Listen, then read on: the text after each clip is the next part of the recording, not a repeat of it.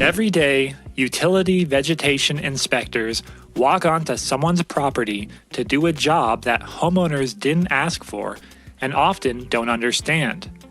You're there to protect the power grid, to keep trees away from lines, prevent outages, and prevent wildfires. But from the homeowner's side, you're a stranger telling them what happens to their trees. The gap in perspective is where conflicts start. Today, we're covering 3 things: why homeowners get angry, how to de-escalate when they do, and the safety protocols that keep you protected no matter how a conversation goes. Almost every angry reaction traces back to one of these. No warning. They didn't get a notice, or they did and forgot. Showing up unannounced feels like a violation of their space. Past bad experience. A previous crew left a mess, over-trimmed a tree, or was rude. You are now paying for someone else's mistake. Money and property value.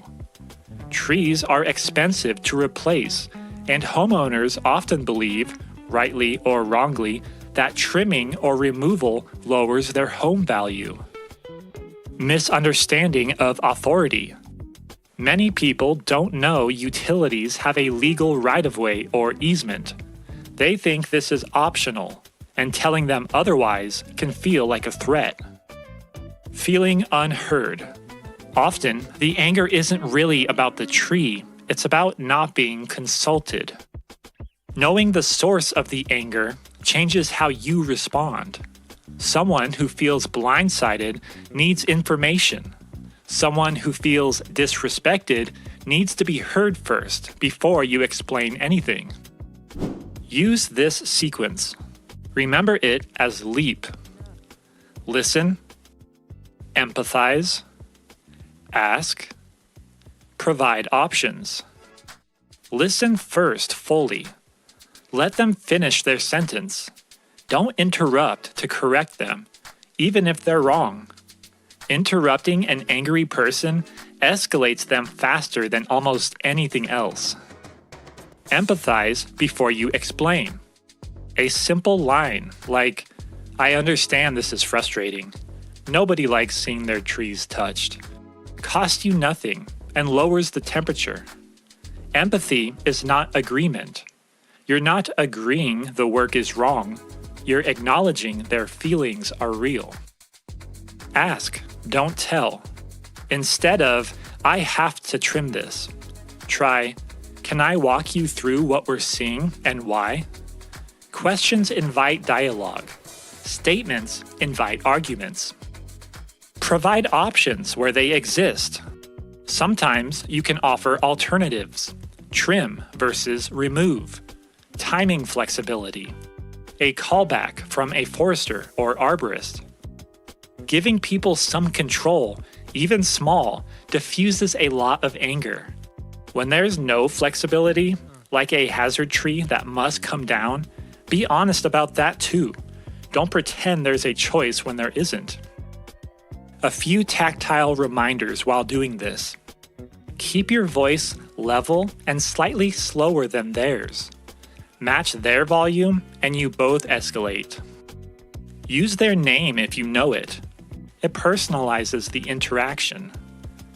Avoid crossing your arms, pointing, or standing too close. Open, relaxed body language reads as non-threatening. Never argue about company policy on the spot. You can explain it, but you're not there to win a debate. De-escalation is your first tool, but safety comes first, always. Here's the protocol. Positioning. Always keep an unobstructed path back to your vehicle. Never let a homeowner get between you and your exit. Stay visible and calm. Keep your hands visible. Don't make sudden movements. And never physically block someone or let them physically block you. No physical contact, ever. Not even a hand on the arm to calm someone down. That can be misread instantly. Know your triggers to disengage. If someone raises a fist, grabs a weapon-like object, gets in your physical space, or refuses to stop escalating verbally after you've tried to de-escalate, you're done talking. Leave. Call it in. Every company has a protocol for contacting your supervisor or dispatch when a situation escalates. Know that number cold. If there's an explicit threat of violence, call law enforcement. Don't wait to see if it blows over. Document immediately. As soon as you're safe, write down the time, location, what was said, and what you observed. This protects you and informs whether that address needs a 2-person crew next time. Trust your gut. If something feels wrong before a homeowner even says anything, porch behavior, tone, body language, you're allowed to disengage early. You never have to justify leaving a situation that feels unsafe. Picture this. You knock. A homeowner storms out, yelling that you're not touching their oak tree. Here's the flow. You stop. Don't interrupt. Let them finish. You say, I hear you. This tree matters to you, and I get why this feels sudden. You ask, can I show you what we're looking at and why the utility requires this clearance? If they calm down, you walk them through it and offer whatever flexibility exists. If they don't calm down, if they escalate instead, you disengage.